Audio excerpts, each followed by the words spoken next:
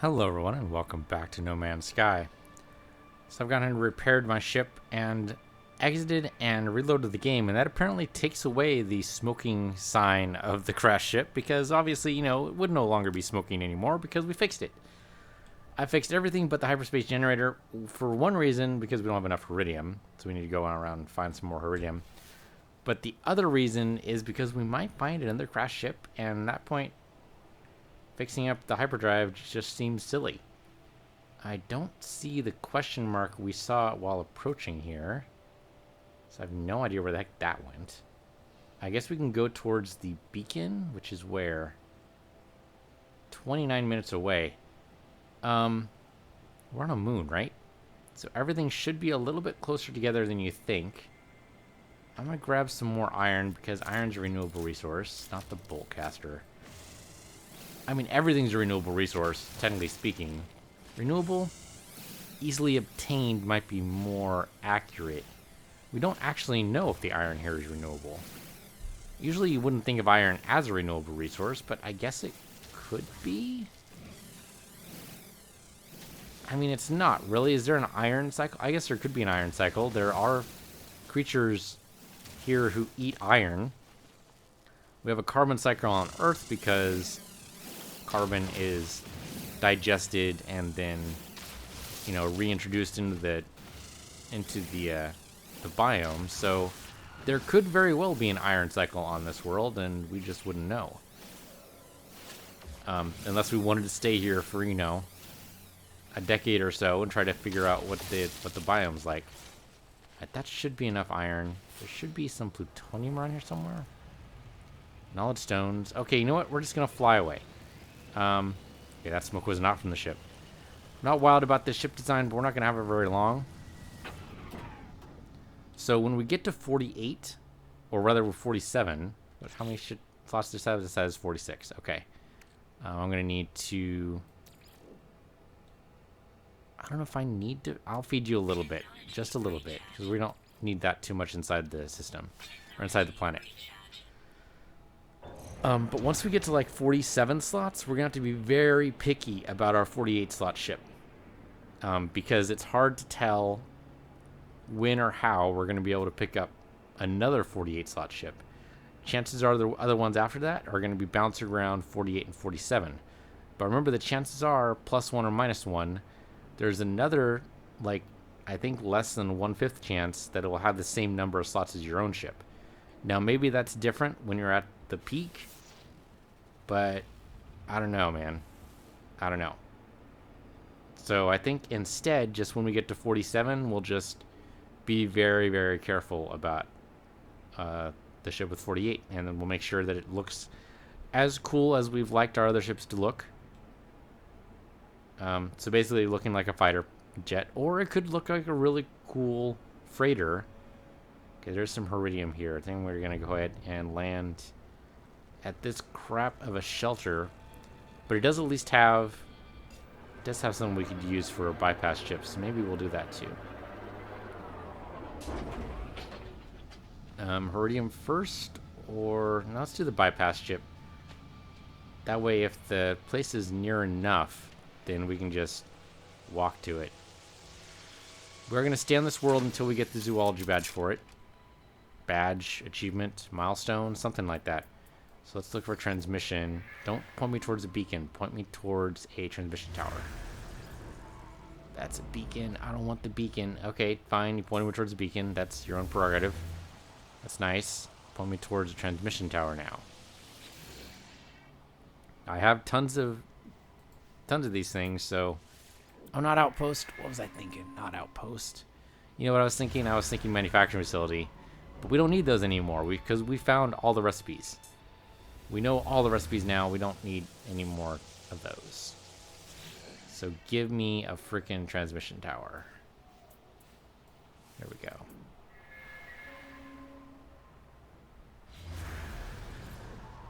Observatory. That'll give us... Well, that'll give us the ruin. It's possible that an observatory could also have a transmission tower nearby. But I'm going to try this one more time. I realize it's using up a lot of our bypass chips, but we have tons of them to spare. And we can always build more. So one more. And it points me toward a beacon we already knew about. Okay, well, that's entertaining. So I guess we'll go ahead and fly towards the ruin or the ruin locator and see what we got. So we already know all these species. At least the ones that are green to us. We don't know about the white ones. Alright, and then I guess we'll go ahead and hit the horizon. I just shut off the light. That's pretty funny. Where's the beacon at? Oh, right here. Okay.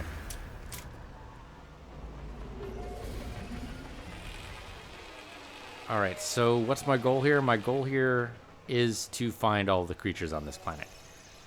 How many do we have left? We have 2, 3, 4, 5. 5 left. Alright. Now these last 5 might be really difficult to locate. Or it could just be a matter of, going to the right place. So, one thing we haven't done yet is gone into any of the caves. Could be some life in the caves that isn't available elsewhere. It would be really funny if this wasn't Heridium, but nickel. Won't be able to find out until we get close enough, though. I mean, if it's nickel, we might grab it anyway, just because I want some material to sell, and we'll need the nickel anyway for the advanced warp drive. So it's too far away. It's this giant thing. You know what? The coloration's all wrong. I don't think this is Heridium. Pulse for me there? It is something I can mine, but I don't think it's Heridium. It is in fact nickel. Yeah, we're gonna grab some nickel here. I mean, we can't grab all this because we can't get close enough, I guess. It's a huge, huge spire. Now, we might be able to mine into, like, a little hole here. Make a hole we can get into. We're also just barely above water, which is going to be weird. But if we make a good hole, we can then climb inside and then, like, mine our way through. We're going to have to, like, get up close to it, though. Go up, and possibly in. Yeah, there we go. So now we're inside the nickel. And we can just mine upwards until we reach the top. There we go. It's a weird bit of layout here, but that should still totally work. Just don't move around too much or else we'll fall back down. How much nickel do we need? How much nickel do we need? We need 600 nickel. That's actually really... So this is going to have way more than we need. Totally fine by me. I also don't know how much of this is going to be rock. But we really need Heridium to fix the hyperdrive. Unless we just decide... Well, I mean... We're going to need the Heridium to fix the hyperdrive anyway. Either it's going to be this hyperdrive, or it's going to be the hyperdrive of our next ship. But either way, we're going to need something. Okay, we can only shoot so far, so we might actually want a secondary jump point or hidey hole like this. Or maybe it doesn't even matter. Maybe it doesn't even matter. We'll just go ahead and mine through here, and that would be enough. Yeah, if that was 44, we should hit 600 pretty soon. I can go this way and go until it reaches the other side. Maybe. Yep, there we go. Got it. I am prepping for a trip in real life, not just, in the game. I mean, in the game, I guess we're also prepping for a trip. That's kind of what this mining's all about. But in real life, we're prepping for a trip. I keep having to go back to work. I mean, I always go to work every day to do my day job. When I mean going back to work, I mean I'm working from home, but I keep having to go into the office. So it's less...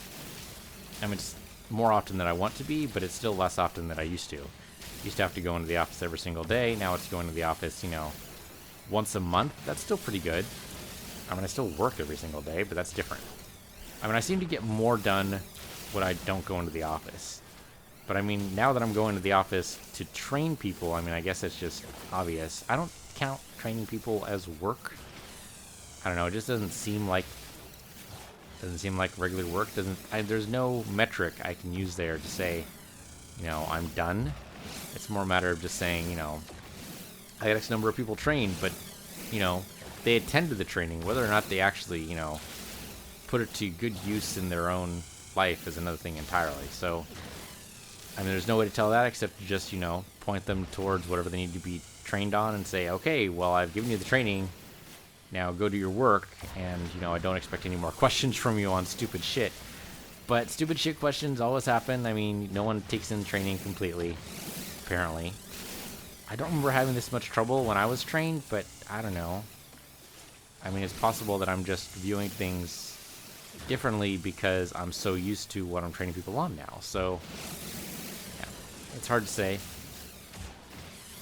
I mean, I don't think I'm smarter than everybody else. That's silly talk. I mean, it's demonstrably untrue. If you've looked at any of my other videos, you can pretty much tell that's not true. Alright, so that should be... Oh, that's right, to be on my exosuit. And my exosuit is almost full. Okay, so what are we going to move for my exosuit? I guess we don't need all this iron. But we kind of do. Do I have titanium? I have only 1.5 things of titanium.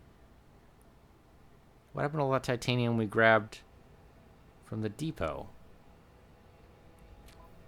Okay, well, anyway, we can make some lemium. What's really weird is we have a curiosity in our craft product, and we can't actually make any of these. Curiosity products are like sac venom, vortex cubes, gravitino balls. We can't make any of those. We have no recipes for those whatsoever. We can only find them. Now, maybe at one point during development, they thought it would be good for you to be able to make all of them, but we can't. So now we just have a big empty curiosity section that serves no purpose whatsoever. It's all very strange. Anyway, we want to make some lemium. Now I can pin the formula. I don't know what that does. Yeah, because it doesn't move it to the all product section. So pinning the formula does shit all, basically. Alright, well, that's a thing, I guess. So we're going to stack these. Oh man, that uses a ton of material.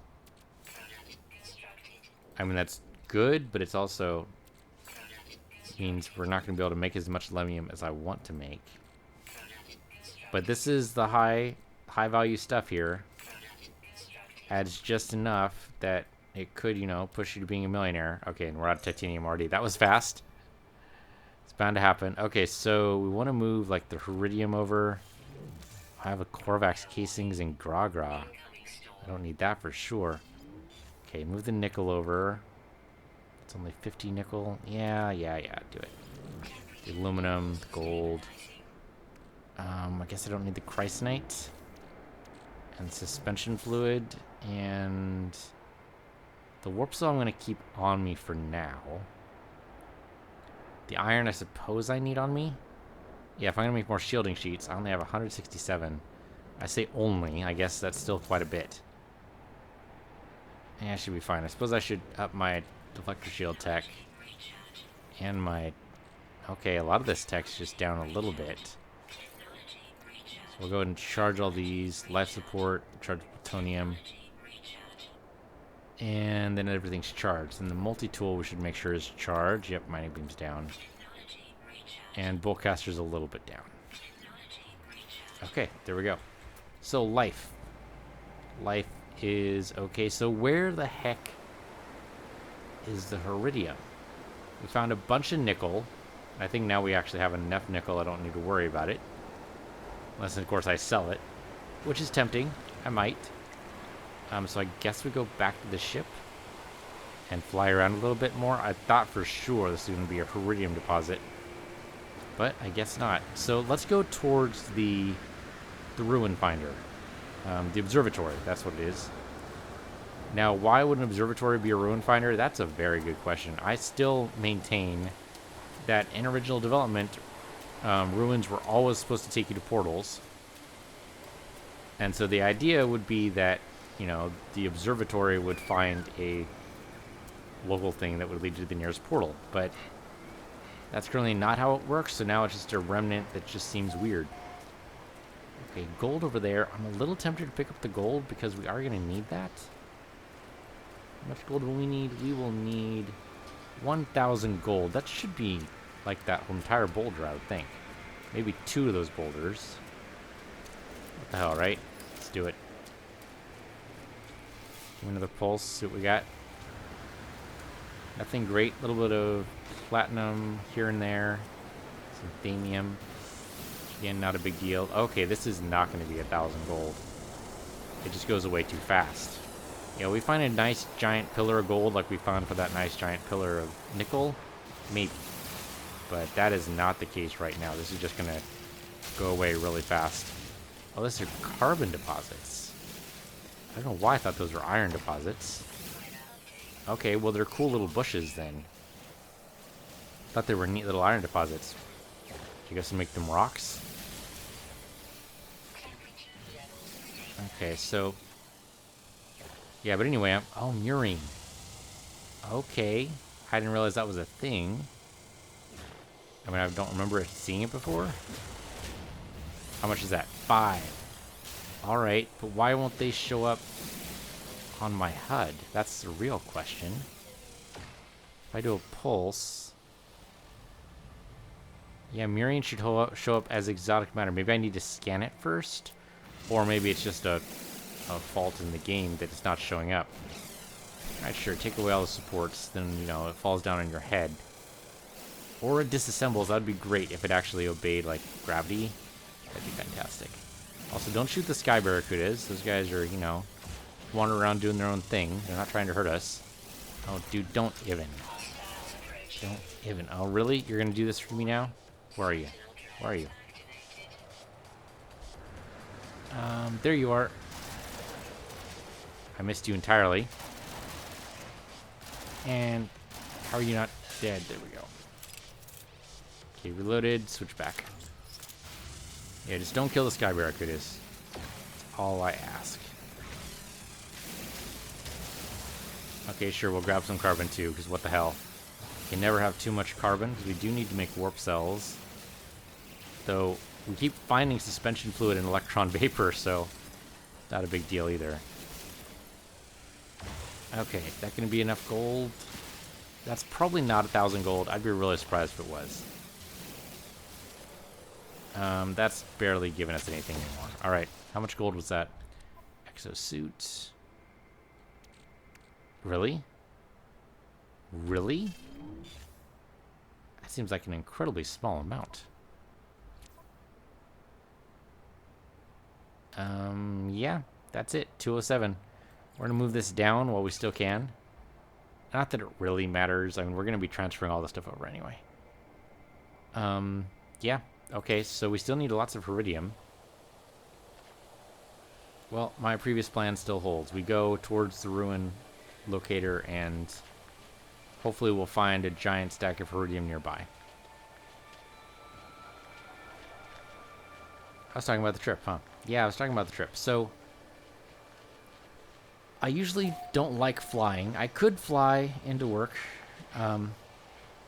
Could do it. They'd comp me for it. But I hate flying. I hate it. I know it's the safest way to travel. I know it. I know driving is actually more dangerous statistically. But there's just something about flying. Oh, there's a giant block of iridium right there. We're not going to do it, though. That's too close. But yeah, I absolutely hate flying.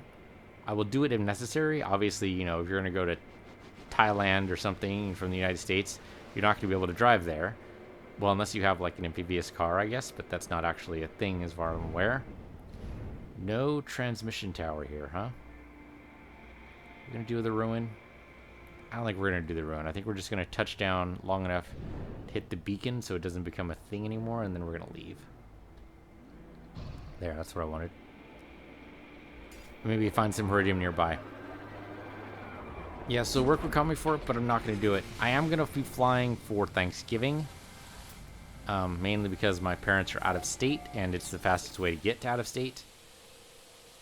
I don't know, I could drive the whole distance, but it would take me like... I think I calculated before it would take me like 2 days if I did non-stop. Probably 3 days, realistically. I mean, I guess, like... well, the thing with going non-stop is that that's, like, progressively more and more dangerous, right? Not just for you, but for other people on the road. So, yeah, going non-stop's a bad idea. I wouldn't recommend it. What was the iridium at? Don't remember. It must have been, like, in this direction, but we're just gonna leave and, like, land next to it. Yeah, so prepping for the trip mainly consists of finding enough music, or something else to listen to. The thing about going long distance, and one thing I hate doing, is listening to the radio. And one of those reasons is because there's a lot of mountains on my way. So there's a lot of static, and there's a lot of places where there's just not much in the way of radio stations to listen to. But the radio stations there are to listen to is a bunch of conspiracy theory nonsense. I mean, like, absolute nonsense. Like, the lizard people are coming and they're going to take our jobs. I mean, like, absolutely, like, off-the-wall crazy stuff. And it can be entertaining for a little while, but it's also immensely disturbing. There are people out there in the world that actually, like, believe this stuff. And, I realize that it's also kind of sad that, people believe it, but it's also kind of funny. But I don't know. I'm mixed on the whole response, and I'm not. It only entertains me for a little while, and then I get scared, and then I stop being entertained. So, I don't want to listen to that long term. We're talking about like 6 or 7 hour drive. So basically that means I need music, right? Well, unfortunately for me, I was dumb enough to put my iPod in the wash. It was in my pocket. It wasn't like I decided, hey, what would be cool is put my iPod in the wash. No, it wasn't a conscious decision. I don't know if that makes it better or worse. Is it better or worse that it wasn't a conscious decision? We're going to stop right here and get some radium. But nevertheless, it happened. So there's nothing I can do about it. I tried drying it out. It's actually happened to me a couple of times before. And what I did then was I just, leave it to dry for a couple of days and then try plugging it in and seeing if it charges. It's happened before. It's totally worked. Did not work this time. So that's my iPod gone. Now I have to decide, okay, well, I have the weekend for me, for you guys. Hopefully this goes up while I'm on my trip and you guys are, wish me well and I'm already gone. Or, you're listening to this way off in the future, in which case the trip is way in the past for me. But now I'm wondering, do I buy another iPod? I mean, I'm not a big fan of Apple products anyway. The whole reason why I had this iPod in the first place was it was a gift. I normally don't buy Apple products. I used to be a huge Apple fan, like, and then I grew up. But that didn't... And I didn't mean that as horrible as it sounded. But, I mean, the problem I have with Apple products is that they basically assume you're an idiot. And I don't want that kind of stuff in my life, I need to know what's going on when I, try to do item X. And maybe, if I was actually, like, well-versed in OS X, or whatever the heck the thing's called, but I think OS X is still true. If I was well-versed in OS X, maybe that'd be something, but I'm not. I don't know Linux very well. I played with Linux for, like, 2 years, and at the time I was starting to build up like a good repertoire of commands. Okay, this command does X, this command does Y, this command does Z, and be able to pull off some, if I may say so myself, some decent stuff. Being able to pull off, remap a file system, or whatever else that you need to do that I've totally forgotten how to do now. But that was 6 years ago now. So now it's a matter of, well, okay, I don't know what the hell I'm doing in Linux, so I'm going to stay far away. I'm now purely a Windows guy, mainly because the games are out on Windows. If there were games out on Linux, and I know there are games out on Linux, but it's like, the whole reason I moved from Mac to Windows in the first place is because of the games. I am a gamer. I want a platform that has lots and lots of games. Lots and lots of games right now is going to be Windows. And oh my god, it's really going to take us forever to get here. There we go. We got it. Yeah, so I want a platform with lots of games. Lots of games is not going to happen on Mac. Right now, it's not going to happen on Linux. I realize Steam's doing this big push for, there's going to be a bunch of games on Linux. That hasn't happened yet. It has not come to fruition. Maybe eventually it'll happen. That day is not today. When that day happens, or when it seems like it's rapidly approaching, I will totally pick up Linux again. But right now, it would be a second operating system that, like a dual boot system. And I realize maybe for like job prospects, it might be a good idea to like boot into Linux secondarily, but I mean, I'm already trying to learn a second language, and that language is not Linux. I'm trying to learn Japanese. I'm not going to, wow you with my ability to speak Japanese because I don't have that ability yet. But hopefully it'll happen fairly soonish. I mean, it's a slow process learning a language, right? It's just, you've got to be willing to put in the work, and I'm trying, but right now I'm only able to put in like an hour a day, if that. And that's on average. I mean, there's some days where I don't do any new learning at all, and that's bad. I should probably do like full immersive learning, but full immersive learning would be basically going to Japan. Learning Japanese, and I mean, it's a possibility, but not something I want to do right away because I can't speak the language. And I realize that's ironic. Like, full immersive learning basically says, just go in, speak to people speaking Japanese like every day, because it's how we learn, right? It's how we learned when we were like 2 or less, I guess, for some people. I don't remember when I first spoke my first word, or when my parents said I did. But yeah, I mean, it's just, do full immersion and go in and just, speak the language every day. And maybe what I need is like, I don't know.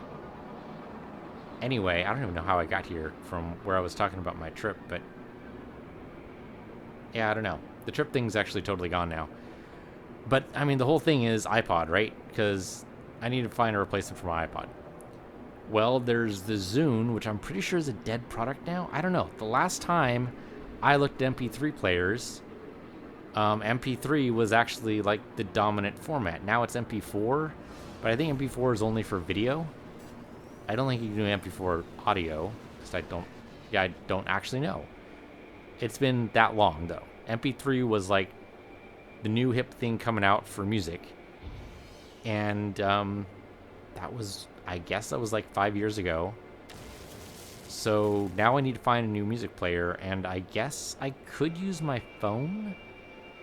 The trouble with using my phone is, one, I don't have the right adapters to plug it into my radio. My radio does take audio input, so I guess I could find an adapter for that. The trouble is my phone doesn't actually contain the music in and of itself. It's all up on, right now it's all up on a Google Drive. I guess I could move it to like Google Music if it isn't already there already. I'm assuming Google would automatically detect that and move it to Google Music, so now I have to see if it's on like Google Play, is it? I forget what they call it. It might be called Google Play. Yeah, Google Play, Google Music, Google, who's a what's it's, one of those. But then that would like really drain the battery, right? Because I mean, my smartphone already has an immense power drain. It's already having trouble dealing with. Oh, there we go. We can totally pick up a. You know what? We're totally gonna do that right now. Let's pick up another Starship. Already has a huge problem with battery life. Just like if I just talk on it using Bluetooth. If I do that alone, the battery's gone in like 3 hours. Now, granted, my phone's a little old. It's probably about 2.5 years old by now. Usually, they recommend you trade in your phone every 2 years. I usually go past that because I think it's the same people who say, you should trade in your phone or you should change the oil in your car every 3,000 miles. Well, no, that's not actually true. It's based on a lot of things depending on, wear and tear of your car, how often you travel, how long those trips are. So not just a flat, 3,000 miles, but it's a good general rule, I guess. And really, a lot of phones are made with the idea that this is, not something you're going to be keeping long term. It's not like, someone's going to find a phone and then keep it for, 70 years. I mean, maybe that would be actually kind of impressive. What's the longest someone's ever kept a phone? I have no idea. There's got to be a record out there somewhere, though. Someone out there somewhere is still using that, giant phone that looks like something out of Radio Shack. Giant thing the size of your arm. So this is going to be 50, right? Because we've already done this one. So it's minus 9 minus 8 minus 6 minus 5, so that would actually be 51. Wait, minus 9, 8, 7, 6. Yeah, so it's 50. Okay.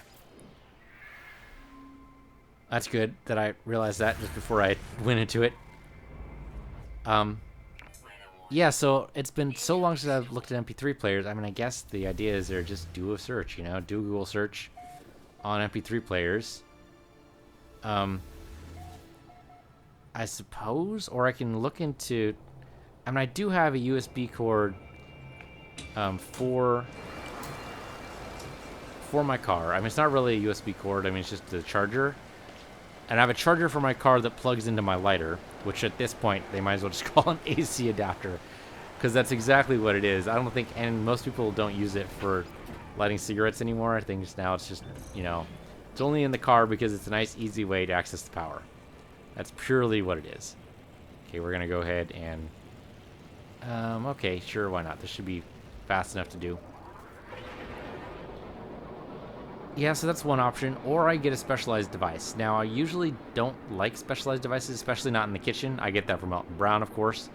Elton Brown has this huge tirade about specialized devices in the kitchen and how he absolutely hates them. And anyone who buys them is a sucker. I think we can usually say that. Well, can you say that for electronic devices? I mean, okay, so you have a camera on your phone, right? But anyone who's like really serious about taking pictures is not going to be satisfied by a phone camera. There's no way. They're going to laugh at you. Let's say, yeah, phone camera. Yeah, you can't take any decent picture with that. And, I mean, it depends on the skill of a photographer. But I think they're mostly right. I mean, there's only so much that a phone camera can do. So you really need a specialized device in that case. Okay. Like the actual phone part, I mean, it's a phone. It does that. Would you call it a specialized device for, if it did nothing else? Yeah, but I mean, good luck finding a phone nowadays that does phone calls and nothing else. At the very least, it's going to do text messages. That is a monolith, which we're going to go ahead and land on. Why the hell? At the very least, we'll find some new words. We're not going to find a location to a portal or anything like that. Don't be crazy, but find some new words. I'm pretty sure this is a Viking world. It'll tell us in a minute, as soon as this actually lets me activate it. There we go. That was weird. I was right up to it. It is a Viking world. Okay. Yeah, so what else does the phone do? The phone does a lot of things, right? Calculator. Who the hell carries a calculator on them now? I mean, I guess a lot of parents aren't actually giving their kids smartphones yet. So there's a question of, I suppose that's why you would be able to buy a calculator now, is because, well, like graphing calculator, right? Right now, my phone cannot do graphing calculator. So we want something for Atlas. Give me rare oxides. Okay, here you go. 5T titanium. Yeah, so like I can't do a graphing calculator. So that's absolutely a reason to pick up a graphing calculator, because, kids need it for math. Now, I still have my graphing calculator. I've not touched it since my last math class, which was, I don't know how many years ago, back when I was in college anyway. And even then, I had to buy a new graphing calculator because my old one broke. So already, there's already some bullshit going on there, is that they basically don't make the graphing calculators to last either. So the phones aren't meant to last, graphic calculators aren't meant to last, cars aren't meant to last anymore. I mean, when's the last time you heard of somebody having like a 1990 car they've decided to keep in case it becomes a classic later? Probably unlikely, unless they're like really attached to their car. I mean, I guess someone's out there must be doing it, but I really think it's going to be unlikely to find a working, like, 1995, I don't know, Mustang. Maybe, possibly, but with all the computer chips in the cars nowadays, I don't think that's going to be a good long-term plan unless you have, like, a backup of a lot of the systems. So, or a lot of the components. So, yeah, like a specialized device for an MP3 player? Maybe? Okay, so what does an MP3 player do that my phone can't. I can't even think of it. I mean, I can tell. I mean, I guess I have to look at it more to see what the apps on my phone are able to do. But it really always depends on the apps, right? Because right now, the MP3 player that I had would let me shuffle, would let me create playlists. I'm pretty sure I can do that on any, like, local or any app would let me shuffle or do playlists. The only thing big is that all the music was stored locally. Maybe, I mean, storage has gotten a lot better in the past few years. So at the time, I mean, the MP3 player held, I think it was something like 200 gigabytes, maybe? No, that doesn't sound right. No, I think it was much less than that. It might have been only like 2 gigabytes. That sounds more reasonable for something 5 years ago.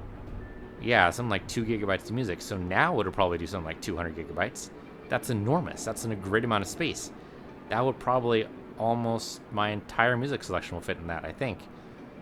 So maybe that's something for it. I mean, phones will only carry like 32, 64 megabytes, maybe 128. I mean, that's still a decent amount of music. That's like 4 days of music or 10 days of music, depending on what exactly you have, what quality it's at. Mine's just regular MP3s. It's not anything too wild. But yeah, I mean, it's going to be more. It's going to be more space. That's what it does. The MP3 player is going to be more space.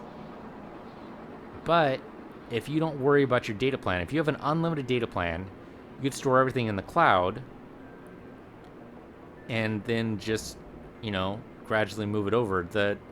What I understand, the phone apps for that are actually pretty good about buffering ahead of time. So like they'll buffer 2 songs ahead so that you never see any stuttering, and then they load it locally on your system. And then once you're done playing it, they'll keep like 2 songs behind. So then if you want to listen to a song again, it's very simple. You just hit back, it just plays it from memory. No big deal. And then once you move to the 3rd song, it erases it. So it's good about buffering for, you know, if there's a set playlist or a set album you're listening to. Then that makes sense. But I mean, I do have an unlimited data plan, I think. Oh, yeah. I do, sort of. My data plan... Oh, we're going to crash. We didn't crash. Holy shit. My data plan right now is, like... I think it's 4G speeds for the first, like, 3 gigabytes, and everything after that goes down to, like, 2G speeds. I don't know why they skipped 3G. 2G is pretty slow. I think 2G is, like, 56K. So that's not going to work long term. I mean, once we're done with the first 3G, and I don't even know if I'm done with the first 3 gigabytes for this month. I suppose I could look. But yeah, if that's the case, then that's not going to be a good long-term solution, so I should buy an MP3 player if I want uninterrupted play, and then, of course, you have to plug it in to load up new music, but that's not too big of a deal? Maybe?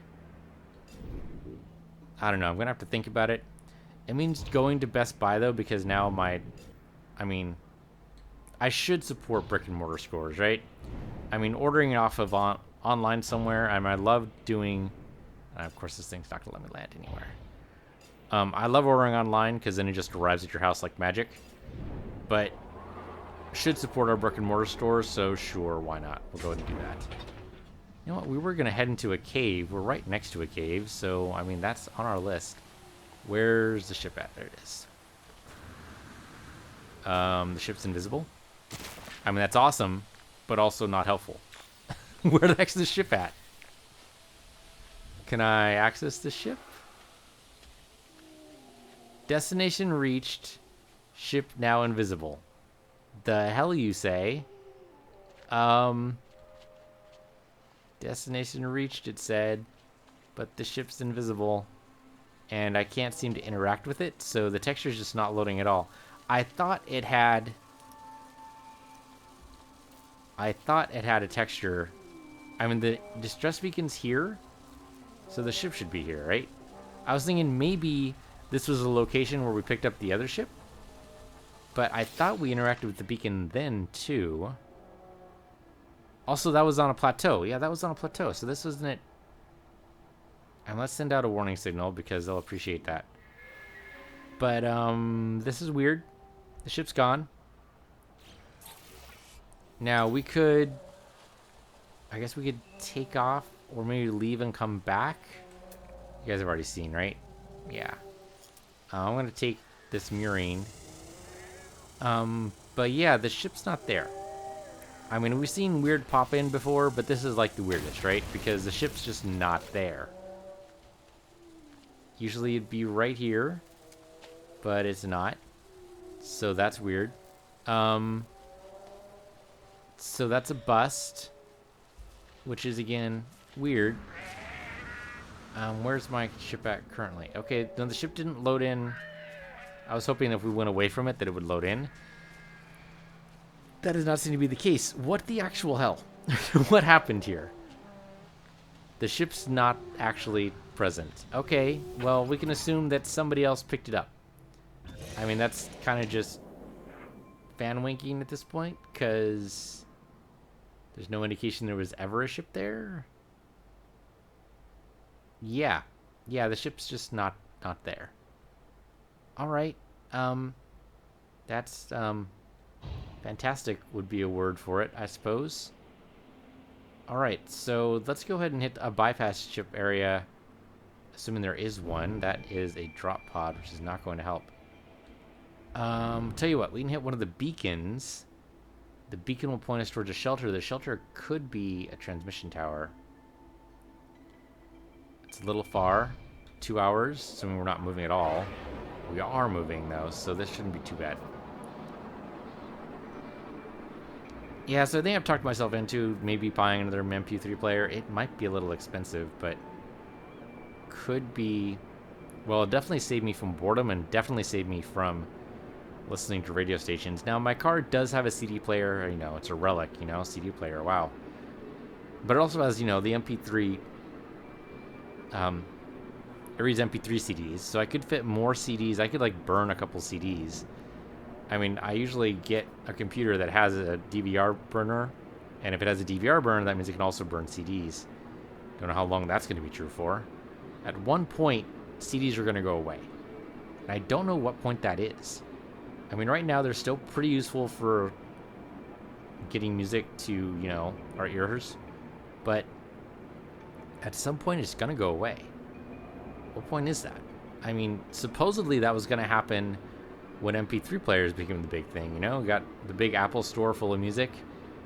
I was like, okay, well, then at this point, you know, why are we buying CDs anymore? Well, they still turn out, make pretty good gifts.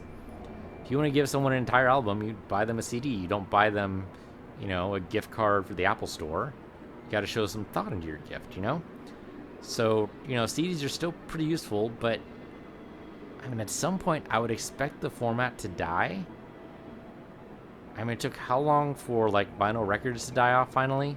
I mean, they still haven't, really. Some audiophiles really insist that vinyl is better. I don't understand that at all, by the way. And maybe I just don't have the ears for it. But I really don't understand how anyone could think vinyl sounds better than CDs. The quality is just so much better for CDs, as far as I can tell. And MP3s, I mean, okay, so a lot of studios mix their music really, really poorly. All right, I'll admit that. It happens. Some of them just decide to go for loud.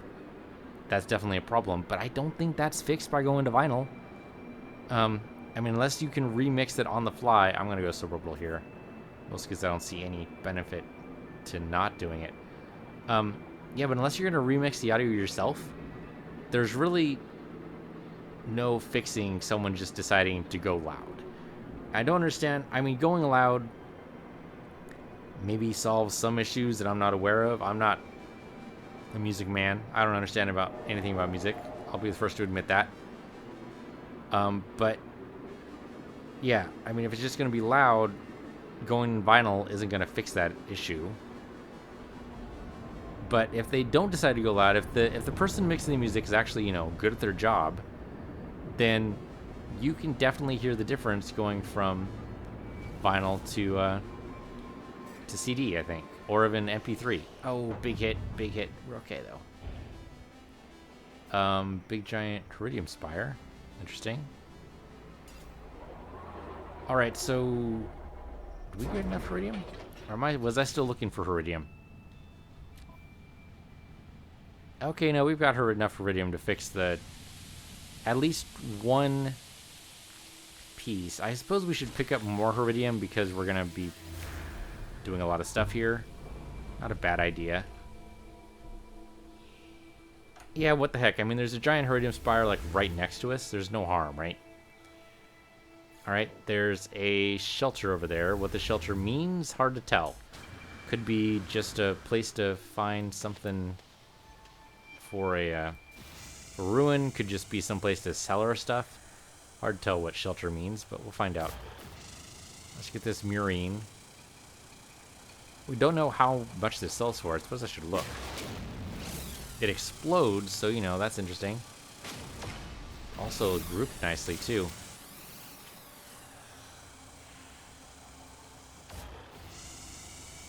I don't know what I was also going to say there. I mean, you know, CDs going away, that'd be nice. Would it be nice, though? I mean, the problem with CDs going away is that things to read the CDs would also go away. So at that point, I mean, it's like, you know, there's some people who are actually stuck with, you know, a ton of VHS tapes. And being able to find a whoa, just totally screw up the phrasing there, piece. Very good. Being able to find a VHS player is really difficult now. You can do it, but I think they stopped making them. So that's a problem. That means all the VHS tapes that you have, if you have any, are now basically just relics of a dead format that no one's ever going to be able to read. Now, maybe, possibly, someone somewhere thinks that, you know, VHS was a superior format as opposed to DVD or Blu-ray, and those people are crazy. If you find a person like that in your life, you should probably report them to the authorities because they're probably going to do something crazy to hurt themselves. And I'm only, you know, a little bit serious about that. I mean, there's no way that anyone thinks that VHS is a superior format, right? You wouldn't think so? Logic would kind of suggest, you know, look at your eyes and, you know, that should be able to tell you that that's just not, you know, objectively true. But, I don't know, man. People have this weird hard-on for nostalgia, and I do not understand. I mean, new isn't always better, okay? I'm the first to admit that, you know, I might be defined as a technophile. Okay. But I recognize that's a problem, right? I mean, it's not... The newest and greatest is not always the best thing. I mean, that's intrinsically obvious. But, you know, newer is sometimes better. I mean, if we're building on the old, what's the harm? You know, learn from our mistakes, absolutely. But, you know, we have to also accept that having learned from our mistakes, we can now throw away the old thing that is the remnant of our mistakes, you know? Cassette players, I mean, who the heck's going to cassette and going, you know, this was the superior music format? No one. No one's saying that. It's a horrible thing to say. I mean, it was purely to make sure that we had some method at the time of, you know, being able to share music with everyone and, you know, and made it so the music industry could actually, you know, sell us some stuff. Okay, I'm okay with that. That's what the CDs are for. But... okay, if the CDs go away, what would they have to offer? Only thing they could possibly offer us would be better quality. CD quality is pretty good. Being able to break away from that, I don't know what you would need. MP5 format has been supposedly coming out for like 5 years now. I don't know where it is at this point. If MP5 actually delivers on its promises, it might actually kill off the CD finally. Maybe. Possibly. Oh, there we go. We actually found a new species. Actually, this might be just a variant on a currently existing species. 6 species left. Yeah, I don't know if we're going to find them. We're up down to 6 species, huh? Well, I mean, we can look around for any more dots, but no dots this far. Let's go to the shelter. MP5 could do it, maybe. But, I mean, they said that about MP4, right? And MP4 turns out to be really only good for video.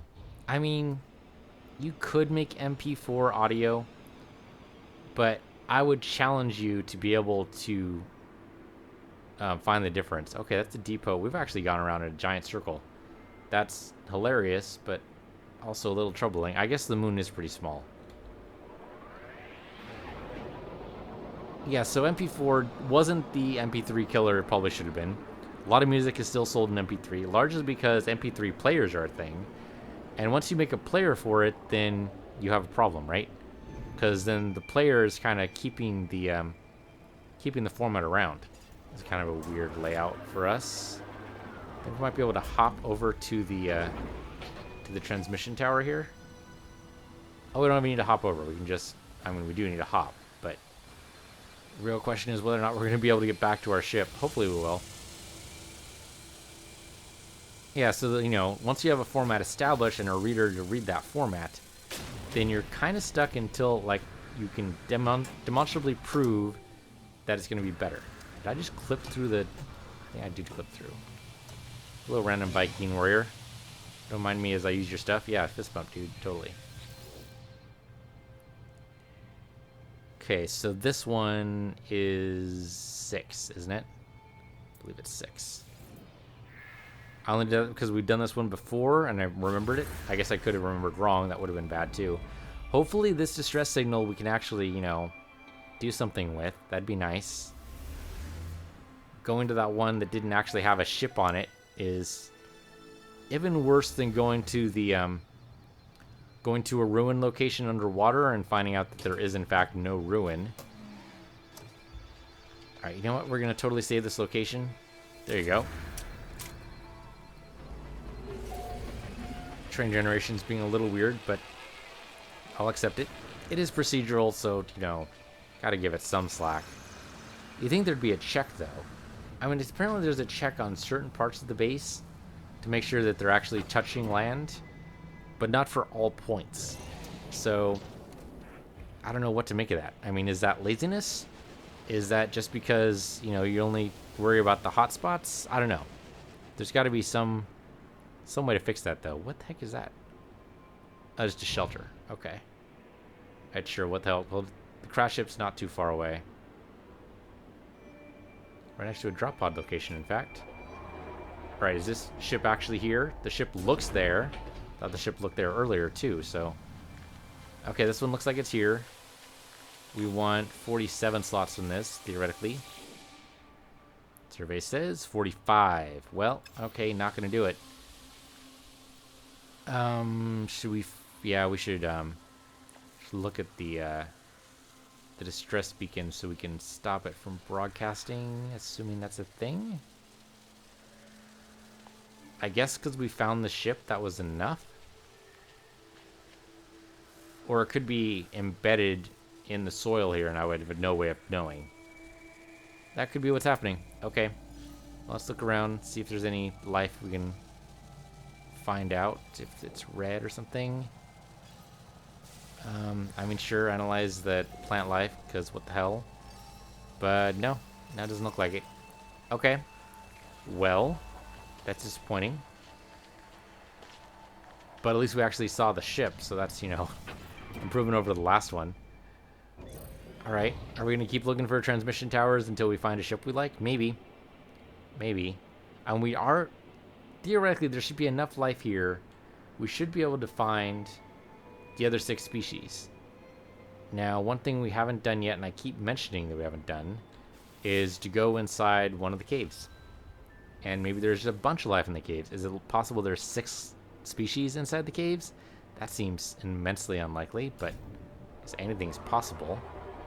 So I'm landing here because it looks like there's a bunch of cave entrances here. So that's what we're going to do. We're going to go inside here and find a bunch of cave entrances. Are you new? I've totally seen you before. Okay. Always worth asking. Okay, mirroring. I'm not sure it's actually, if mirroring's worth it. It takes a lot of power for our mining beam to actually cut through the mirroring exotic matter, but I guess it depends on how much this stuff is worth per ounce or per unit. Let's actually look, see. So mirroring's got to be on my exosuit somewhere. Mirroring, there it is. Commodity notes for its charming qualities. Alright, 302 units each is not a lot, but I suppose it's better than some. Alright, so let's dive into the cave here. Okay, the cave is actually pretty extensive. We obviously need plutonium because our mining beam's starting to run out. And we need it for making some more lemium. Iron, I'm not going to be too worried about. Species, I mean, there's a bunch of plutonium in here. I don't see... I mean, there's a couple of dots over there, but I'm pretty sure that's, like, outside. Could be wrong. I mean, it looks like it's even with me. That's hard to say. We'll find out. And we can go in that general direction. It's gold. This is gold. Okay. We can pick up some gold. Sure, what the hell. And we need, like, 1,000 gold to be able to make the warp cell, or the warp technology.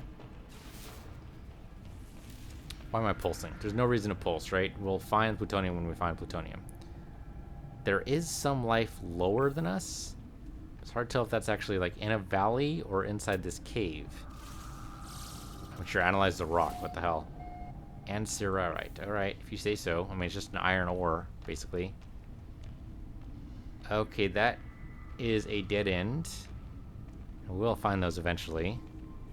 Lots of dead ends, actually. Alright, so probably just life in a valley somewhere. We can follow this cave to wherever it exits, or we can blast our way out. Oh, there's actually like a red marker there. It looks like it's actually inside the cave. This might be worth it. Where are you at? Oh, okay, you're gonna trade you my face? Hello, random creature. I have to scan you first. I have to scan you. Hold up. For some reason, not letting me scan him. There we go. Yes, now that I've scanned you, I can kill you. There we go. Where are you at? If you're just a variant on the same type, you look like it. Okay. I'm totally fine with scaring you guys off. Assuming you guys can be scared off. No? Can't be scared off, huh? Okay. Well, I mean, you guys are apparently made of iridium. Alright, so these guys are trying to eat me, which is not cool, guys. Not cool.